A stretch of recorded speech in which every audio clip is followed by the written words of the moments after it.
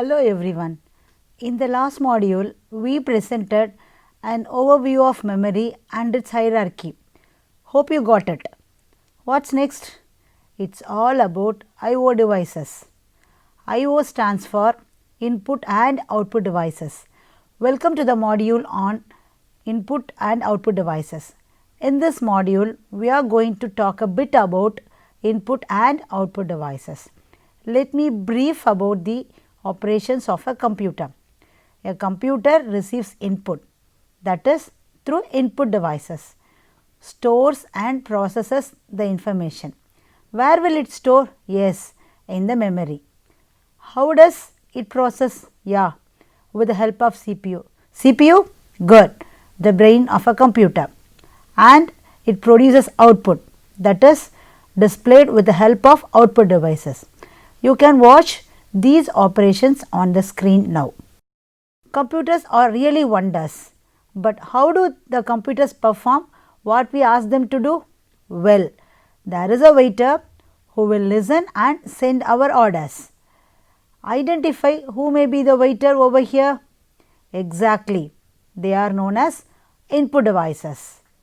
Then CPU, the master chef, will be taking care of processing. It controls almost everything. The happy part is when we got our dish, what we order. The dish is called output. The dish presenting is similar to the output device. Thus, the waiter is the input device, order is the input, the master chef is the CPU, the dish is the output. Finally, the dish presenting is the output device. Okay, now let us move on to the input and output devices. They are also referred to as I/O devices. What is an input and output device? Input and output devices are hardware which is used by human or other systems to communicate with a computer. Now, you are watching the different types of I/O devices on the screen. So, what is a hardware? Hardware is the physical components of a computer system which is made up of circuit boards, integrated circuits and other electronics. An easy example of hardware is the screen on which you are seeing now. It may be a smartphone, laptop, tablet or computer monitor. Yeah, all these are hardware. Input devices are used for putting information into the system and the output devices are used for displaying the results. First, let us discuss what is an input device. Input devices are any hardware devices that allow us to interact with computer. They allow us to send data to the computer or to another device, but it cannot receive data from another device. Now, let us look into a variety of input devices. The very commonly used input device is the keyboard. A keyboard is a standard input device. It is readily available for us to feed the data to the computer. It is similar to your traditional typewriter. It consists about 101 to 114 keys. Watch the video for input devices.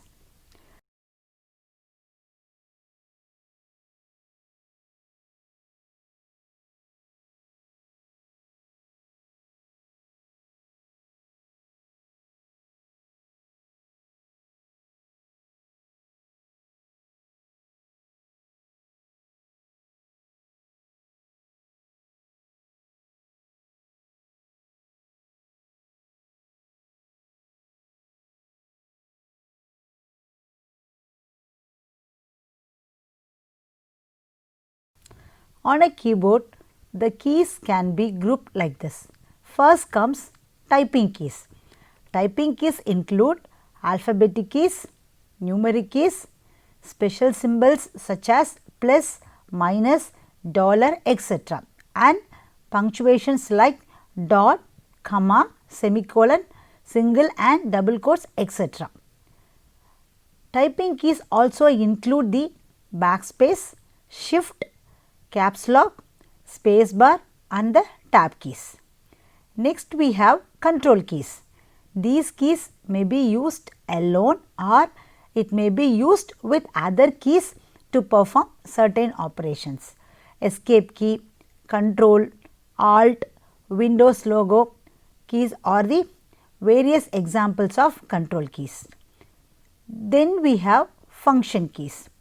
These keys are used to perform certain tasks. They are labeled as F1, F2 and up to F12. They are placed on the top row of the keyboard. These keys have different functions in different applications and programs. Following the function keys, we have navigation keys. These keys are used for editing the text moving through the documents or web pages. These keys include insert, delete, page up, page down, home, end and arrow keys. At last, we have numeric keypad. Numeric keypad is placed on the right side of the keyboard. It consists of number keys from 0 to 9, the arithmetic operators and the decimal point. It is similar to the calculator. It helps to enter the numbers quickly. Another commonly used input device is mouse. Mouse. A mouse is a small cursor control device which is used for pointing. It has 2 or 3 buttons on its top. You can see a typical mouse on the screen. As we move the mouse, the pointer also moves in the same direction. It is used to point, select and then open files or folders on the display. It can also be used for drawing pictures. Generally, a mouse has 2 buttons called left and right button and a wheel is present between the buttons. A mouse can be used to control the position of the cursor on the screen, but it cannot be used to type text. Next input device is the scanner. Watch the scanner on the screen. A scanner is an input device that reads text or pictures that is printed on a paper. It translates the information into a form that a computer can understand. There are 3 types of scanner. They are flatbed scanner, sheet fed scanner and handheld scanner. Flatbed scanner is the most commonly used type, which has a flat tray with a glass plate and a covering lid. Then comes a barcode reader. Look at the screen for a barcode reader. A barcode reader is a device that reads the printed barcodes on the tags attached to the products. A printed barcode is a series of lines of varying thickness with white spaces between them. The barcode reader consists of a light source and a lens and a light sensor to scan the barcodes and sends the information to the computer. Barcoded data is for labeling goods, numbering the books, etc. Barcode readers are generally used by the shopping marts and big shops. Point of sale is one of the most common applications of the barcode reader. What next? Next input device is light pen. Have a look on the screen for a light pen. Light pen is similar to the mouse. It is used for selecting the object on the display screen and allows us to point to the objects displayed by the screen. It is also used to draw directly on it. Light pen is used with CRT monitors. It is a pen-like pointing device. Who uses this pen? It is mainly used by fashion designers, engineers or architects. Next type of input device is digital camera. You are now watching a digital camera. It is an input device used to capture photos and record videos. The photos or videos are stored in a memory chip inside the camera. The images or videos are then transferred to the computer by plugging it to the computer. Why should the image be transferred? The images are transferred for storing, editing and printing, etc. Following the digital camera, we can use a web camera also as an input device. Web camera is an input device attached to the computer or connected externally to capture images and live videos. It is mainly used for video conferencing and video telephony over the internet. Following the web camera, we have microphone as an input device. Observe a microphone onto the screen. Microphone is an input device to record music, voice and sound into the computer system. The sound cards in the computer enables us to record sound input from a microphone connected to the computer. It is also used in many applications such as telephones, hearing aids, tape recorders, etc. Next, we have touchpad. Now, we are noticing a touchpad. A touchpad is also an input device which is used on the laptop instead of mouse. It is touch sensitive pad. We can control the movement of the pointer on the screen by moving the finger over the touchpad. Do you think any other devices other than what we have seen so far? So, what is next? Yes, the next interesting one is the touch screen, the ruling component of current generation. Touch screen is a computer screen or mobile display which is sensitive to the touch. The objects on the screen can be selected directly by touching with the fingers without using the pointing device. The touch screen is also used in many devices like ATM machine, cell phone, etc. So far, we have discussed about a few devices, but the list also includes joystick, trackball, digitizer, magnetic ink reader, optical character reader, optical mark reader, etc. Please refer a few online material for these devices. Next is the visit of output devices. An output device receives the data from another device and generates the output with the data, but it cannot send the data to another device. Examples of output devices can be seen on the screen. Can you presume a commonly used output device? Yes, it is a monitor. It is most commonly used output device and it is also called as visual display unit. It receives data from a computer and displays that information as text and images for the users to view. It cannot accept data from a user and send that data to another device. There are two kinds of display for monitors: cathode ray tube CRT and flat panel display. Watch a CRT and a flat panel display on the screen.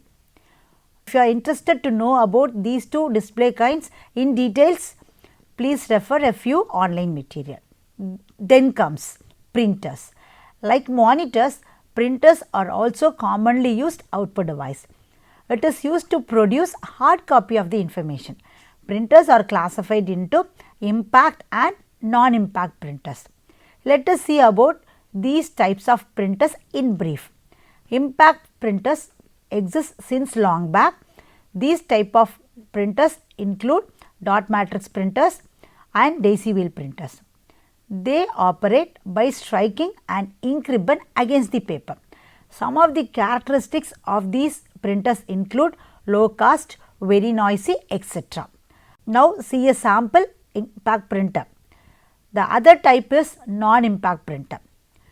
They produce less noise compared to impact printers as they do not hit the page. The laser and inkjet printers come under this type of printers. Inkjet printers spray tiny drops of ink onto the page, while the laser printers use a cylindrical drum that rolls electrically charged ink onto the paper. The maintenance of this type of printers is easy. You can see a few impact and non-impact printers on the screen. What we are going to discuss next is the projector. So, projector is also an output device that receives data from a computer and displays or projects that information as text and images onto the surfaces like a wall or screen. It cannot accept the data from a user. It cannot also send data to another device. Next, we have speakers.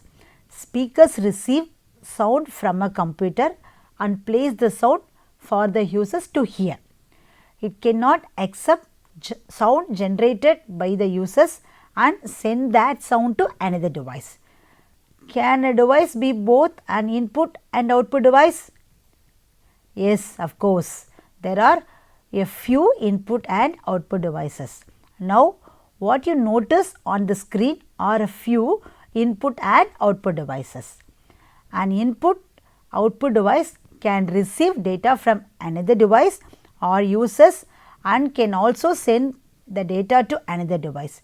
Examples of input and output devices include CD-RW drive and DVD-RW drive. These drives receive data from a computer, copy onto writable DVD or CD. Also, the drives send the data contained on a CD or DVD to a computer. Next, we have USB flash drive. It receives or saves data from a computer. Also, this drive is used to send the data to a computer or to another device. So, let us summarize I/O devices.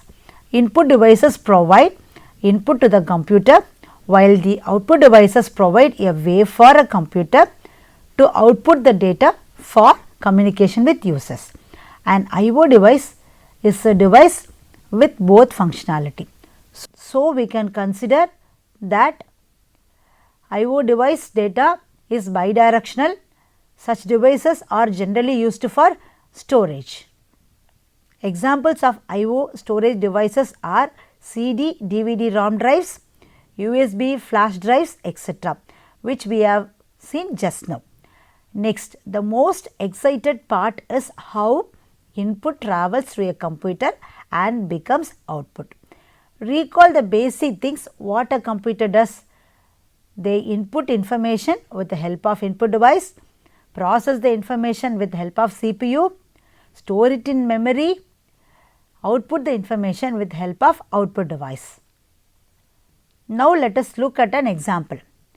When you press any key on the keyboard, let us say the letter H, the keyboard converts it into a binary number.